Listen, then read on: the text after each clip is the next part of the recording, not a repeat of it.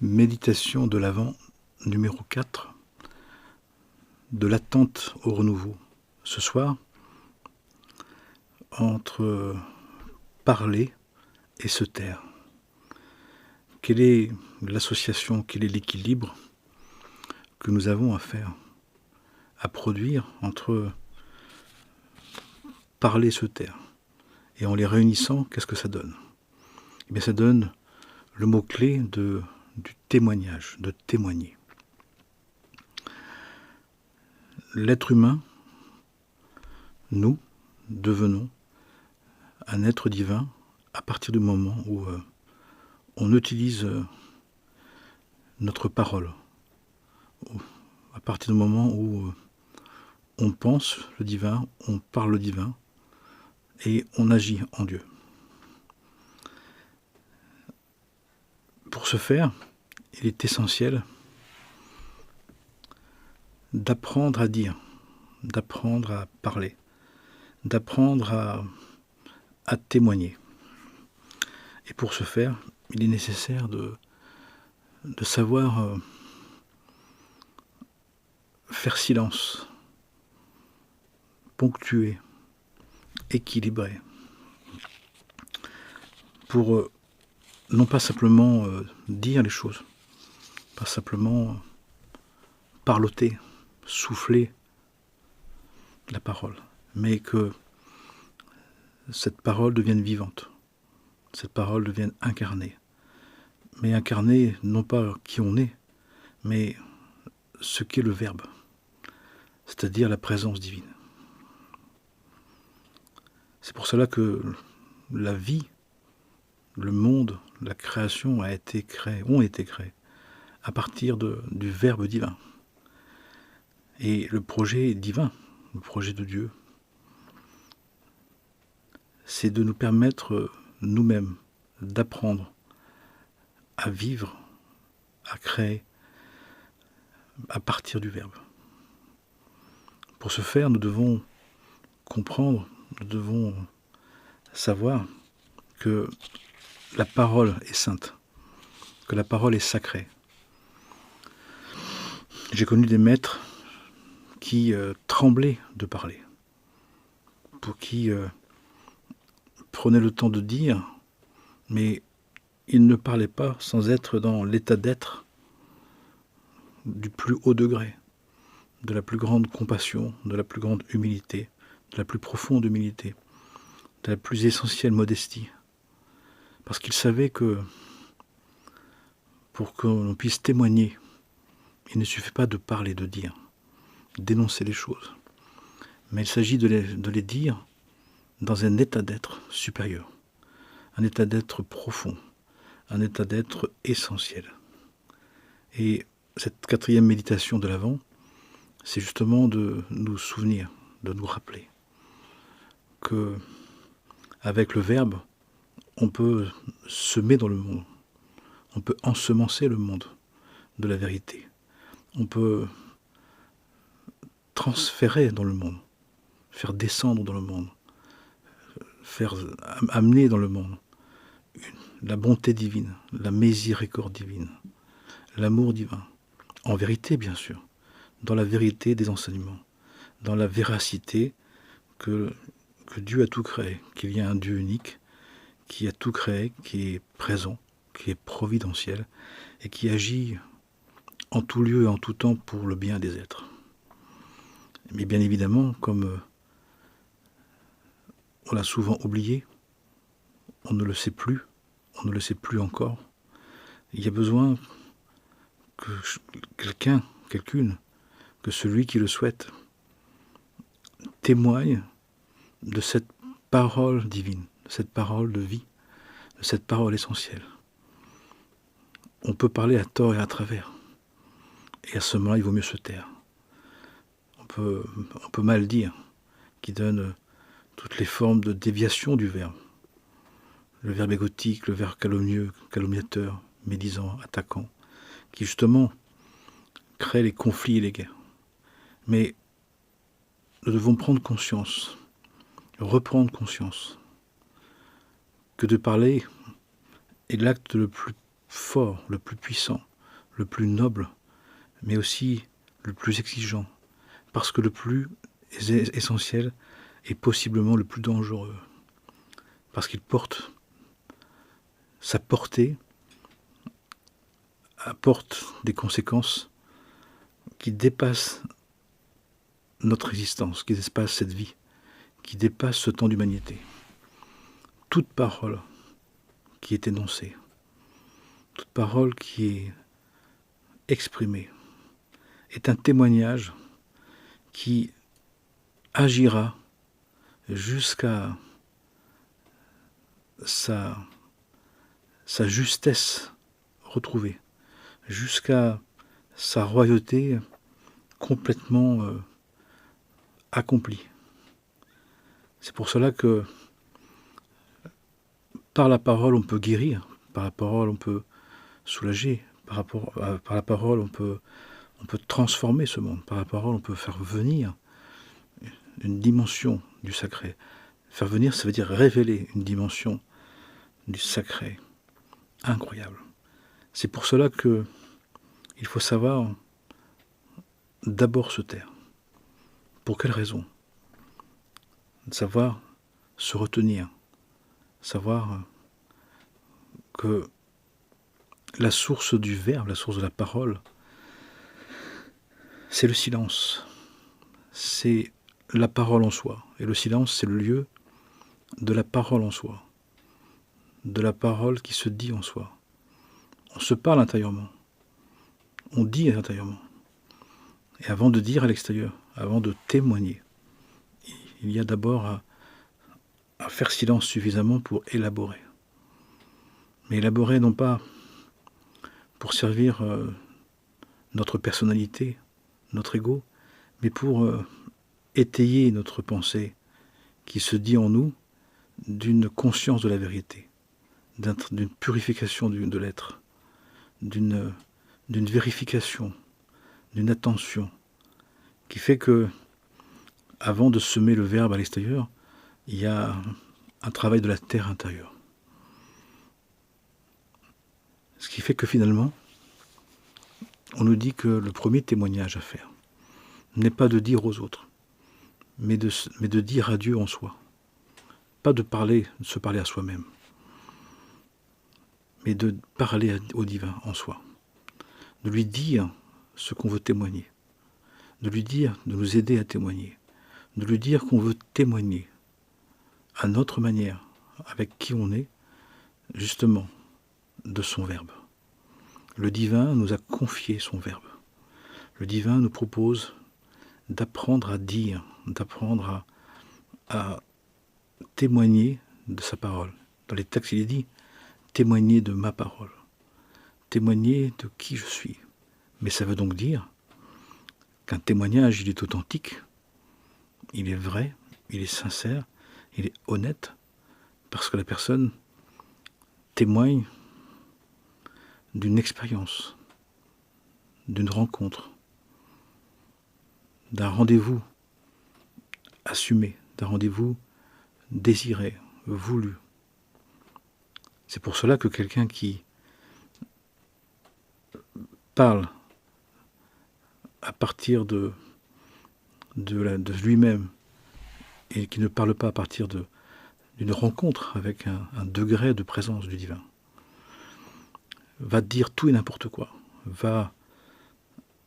Ce qu'il va dire va abîmer le monde, va provoquer une onde de choc dans le monde, du chaos, de la tension, du désaccord, de l'agressivité, de la violence. Tout simplement qui exprime que la personne ne témoigne pas. Elle n'est pas en train de témoigner. Son témoignage n'est pas vrai. Son témoignage n'est pas juste. Son témoignage n'est pas un témoignage d'une expérience, d'une rencontre, d'un désir qu'elle a vécu, d'une rencontre qu'elle a pu vivre, qu'elle a pu intégrer. Ce qui veut dire qu'on nous dit dans les enseignements que le témoignage vient d'abord d'une rencontre en soi avec le divin. Il est un débordement. Il est comme un trop-plein de visitation de l'Esprit Saint, comme un supplément,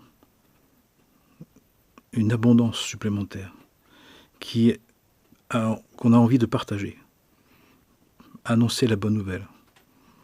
La notion des évangélaires, évangéliser, c'est d'annoncer la bonne nouvelle, d'annoncer à chacun qu'en lui, qu'en elle, il y a, à vrai dire, une parole qui se vit, un dialogue qui est déjà présent.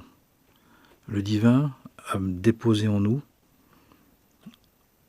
par son souffle, par son insufflation, sa présence.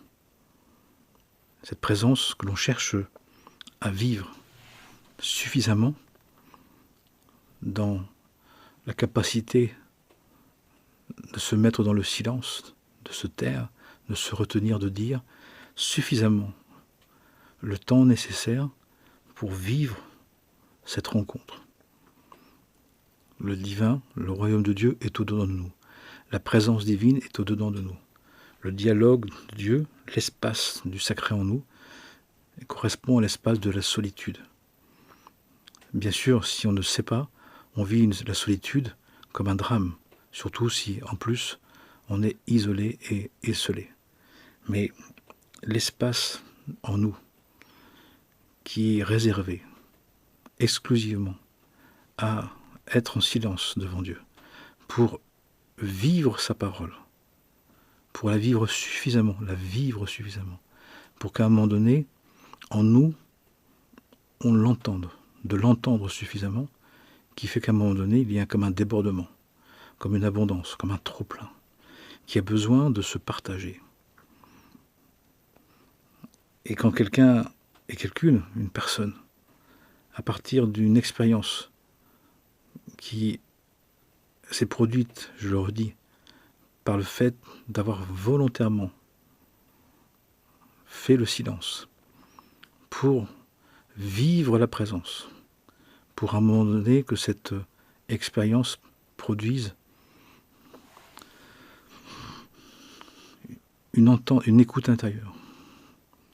Et à un moment donné, cette écoute intérieure est tellement magnifique, tellement majestueuse, tellement grandiose, qu'une phrase entendue, une phrase d'abord vécue suffisamment pour l'entendre, pour être plus précis, une phrase, une présence divine suffisamment vécue pour entendre la présence, pour entendre la parole de sa présence, la formulation en nous de sa présence, produit un effet, une onde portée qui nous rassasie, qui nous donne une espérance infinie, qui nous comble tellement qu'on a envie de la partager. C'est important de le savoir, parce que si nous le souhaitons vivre ça, si déjà nous le vivons, de fait nous devons savoir que, en témoignant auprès de personnes qui ne l'ont pas encore vécu, qui le vivent mais n'ont pas encore reconnu, des personnes qui ne le conçoivent pas, cette parole de Dieu, cette parole présence, cette parole qui témoigne de sa présence, la présence de divine, ne pourra donc pas être entendue, ne pourra pas être d'abord acceptable. Parce que la personne qui fait pour une première fois l'expérience du Verbe divin, du Verbe saint, pas du verbiage, pas du babillage, pas du racontage, pas la calomnie, pas la parole du monde, mais le Verbe divin, d'abord est saisi, ne peut être que saisi, il faut le savoir, qui fait que ça peut créer une réaction de repousser, de refuser, de réfuter, de se moquer, d'infantiliser, de réduire la puissance, la force divine, la puissance d'amour que la personne peut vivre. Il faut le savoir. C'est pour ça qu'il faut savoir que si, à un moment donné, on ne peut pas faire autrement que de témoigner, de partager la bonne nouvelle, qu'on ne peut plus se taire, parce qu'on a besoin de dire, Il faut savoir se retenir, ne pas tenir compte de comment les personnes vont le vivre, comment ils vont le retourner. La mauvaise réception, la réception choquée, la réception dénigrée de quelqu'un ne veut pas dire qu'il ne l'a pas entendu, ne veut pas dire justement qu'il n'en a rien à faire. Bien au contraire, bien au contraire. Ce qui fait que qui a rencontré une parole de vérité, qui a rencontré un maître, homme et femme, qui lui a parlé à partir de la dimension du Verbe divin, a vécu ça, c'est ça, que cette parole vient nous faire trembler, nous déstabiliser, nous bouleverser.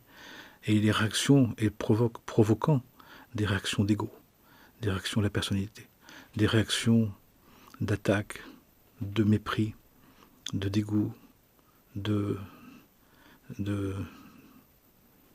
violence, de haine. Mais ce n'est pas grave. Ce n'est pas grave. Et face à ça, tous les maîtres, tous les initiés, tous les mystiques, tous les consacrés, tous les réveillés, tous les éveillés, tous les prophètes ne disent rien, ils font silence. Ils laissent le Verbe divin agir, faire écho dans les êtres, faire écho dans les lieux, faire écho dans les circonstances. C'est tout à fait normal. Ça veut dire aussi que qui parle à partir de la parole divine, qui parle, qui fait un témoignage authentique à partir d'une expérience véritable de la présence, a juste besoin de témoigner, c'est-à-dire ne cherche pas à convaincre, n'a pas besoin d'insister, n'a pas besoin d'appuyer, n'a pas l'envie que l'autre se conforme, que l'autre se soumette, que l'autre s'oblige, bien au contraire. Parce que la caractéristique d'une expérience de la présence nous montre, nous dit que la liberté de chacun est totalement respectée. On ne peut que témoigner, de faire offrande, de proposer, de mettre à disposition, de laisser entrevoir, de laisser envisager chacun et de laisser chacun et chacune faire ce que bon lui semble de cette parole. De laisser chacun et chacune dans sa liberté de lutter avec l'ange, avec la parole angélique, avec le Verbe divin, avec la présence sainte, la sainte présence. Ça appartient à chacun et chacune, c'est inévitable. Parfois le bouleversement, la réception de ce bouleversement, de cet écho, de ce souffle divin, met des années. Mais une parole de cœur, une parole qui sort du cœur, qui sort de la source de l'être, n'est jamais plus oubliée, agit éternellement et agira le temps nécessaire, mais jamais sans effracter la conscience, jamais sans priver la personne de sa liberté, laissant la personne la repousser, la dénigrer, l'enfuir, mais à un moment donné, inévitablement pour chacun et chacune, le souvenir, l'écoute, la réception se fera. L'accueil se fera enfin, il faut le savoir. C'est pour ça que dans ce duo, cette quatrième méditation de l'Avent, à la fois, il faut savoir ce que veut dire parler. Comme on le dit, c'est pas dire n'importe quoi, c'est pas dire ce que l'on veut, ce que l'on désire, ce que l'on souhaite. C'est de parler, c'est-à-dire de témoigner d'une expérience de la présence. C'est la seule parole juste, c'est la seule parole nécessaire, c'est la seule parole efficace, c'est la seule parole qui a un profondément sens, qui est une parole sainte, une parole sacrée, une parole divine. Toutes les autres formes de paroles qui viennent de nous sont des expressions de nos cogitations, de nos croyances, de nos manières d'envisager les choses. Elles peuvent être très intéressantes, elles peuvent être très succulentes, elles peuvent être très profondes, mais elles n'apportent pas ce supplément d'être, Elle n'apporte pas ce mouvement de l'esprit. Elle n'apporte pas le souffle de la résurrection, le souffle des temps nouveaux, le souffle de la transmutation de l'être. On le sent. C'est pour ça que si on souhaite, en méditant sur cette 4e méditation de l'Avent, de savoir, de retrouver le sens profond de la parole, qui ne peut être en vérité, qu'un témoignage du vivant, d'un témoignage de la source de vie infinie, éternelle, vivante d'elle-même, née d'elle-même, qui peut justement réchauffer les cœurs, ressusciter les êtres, renouveler les consciences, relever les êtres, les âmes. Et c'est tout ce qui est nécessaire. Ce qui fait qu'entre deux temps d'expérience qui nous demandera à un moment donné, qu'on aura envie de témoigner, il faut savoir se taire, il faut savoir se retenir de dire. Il faut s'abstenir de dire.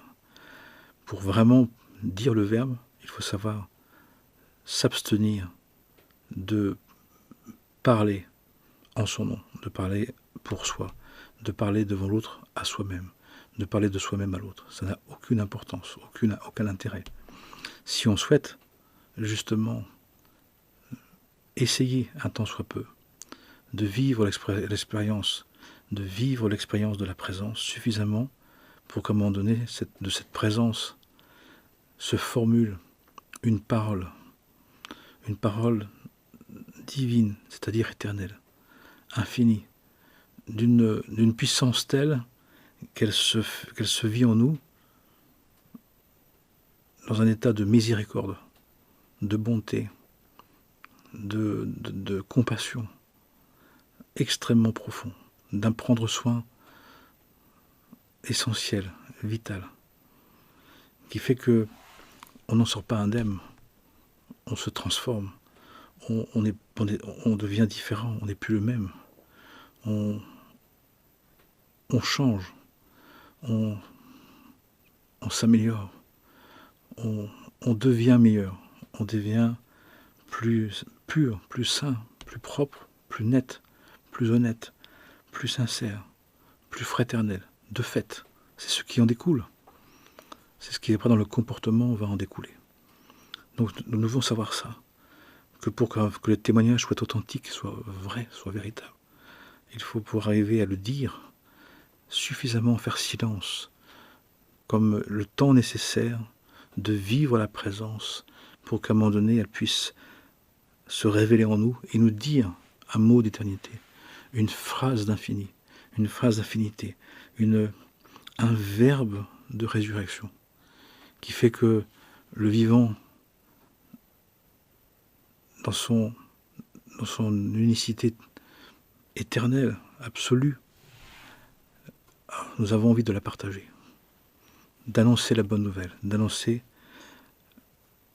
la véritable nature de notre être, la véritable nature du divin, et qui fait qu'encore une fois, il n'y a pas besoin de l'imposer, il n'y a pas besoin de l'obliger, il n'y a pas besoin de l'injoncter. C'est tout le contraire, parce que c'est une telle expérience d'une certitude intérieure, c'est une telle évidence intérieure qui amène une telle certitude de sa présence qu'on ne peut que l'énoncer, et que chacun il en fait ce qu'il en veut. Ce qui fait qu'on n'est pas là pour avoir une parole qui veut le convaincre, qui veut tordre le bras, qui veut obliger, qui veut injoncter. Pas du tout, pas du tout, pas du tout. Ce n'est pas nécessaire. Parce que plus l'expérience de la présence a été vécue au point de formuler une parole divine, plus on est dans un témoignage authentique qui s'offre, c'est une offrande, c'est un témoignage.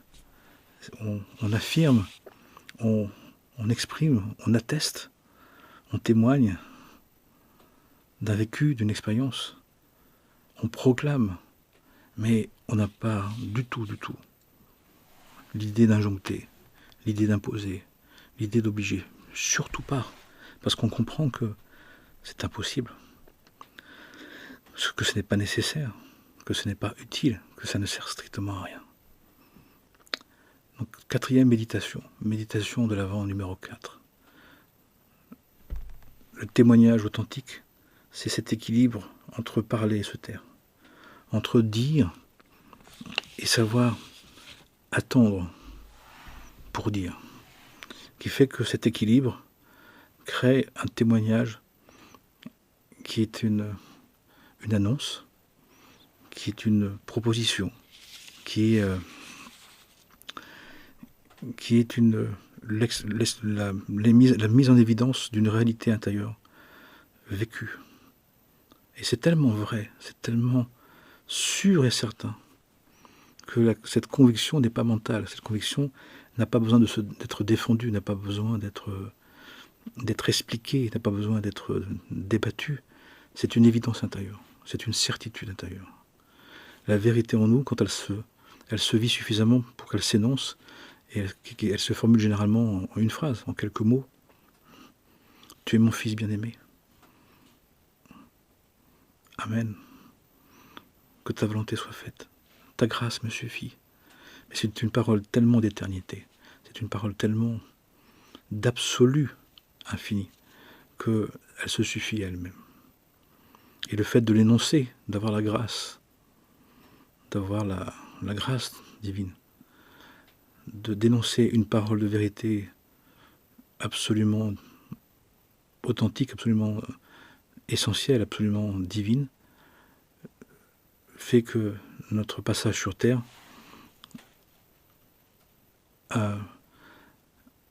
était nécessaire, était souhaitable, était juste.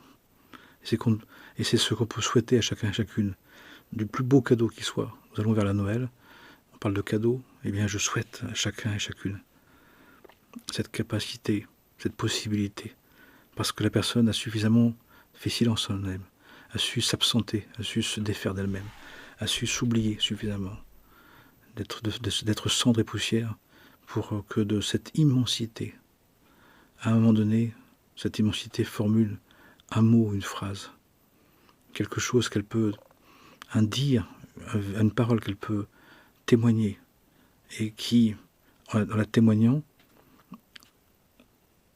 dans l'infini des temps, dans l'éternité, agira dans tous les temps, dans toutes les consciences au fur et à mesure. Et on aura participé à cet élan du divin, d'être, à un moment donné, d'avoir réussi à exprimer l'éternel béni soit-il et l'infini béni soit-elle. Pour Dieu, comme Dieu, Père sagesse et Mère intelligence, comme on dit. Le divin lui-même. Verbe unique, verbe authentique, verbe infini, verbe éternel. Qu'à un moment donné, nous avons eu la grâce de vivre suffisamment pour arriver à l'énoncer un temps soit peu, mais qui a une longue portée pour justement de vie en vie, jusqu'à la fin de cette création, pour l'accomplir, pour participer à son accomplissement. Amen et Amana.